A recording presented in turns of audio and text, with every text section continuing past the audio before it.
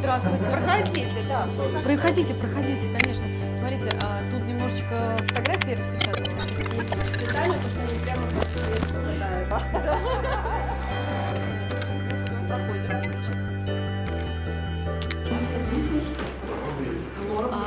Вообще, в целом, мне кажется, что я рассматриваю изображение как вот некое бессознательное, о котором я, как раз, хотела поговорить сегодня, потому что все-таки каждая из этих фотографий – это то бессознательное, которое я как-то вот ловлю где-то. Мне кажется, что меня поймут все творческие люди, потому что это то, что происходит с творческими людьми в момент потока принятия какого-то сообщения.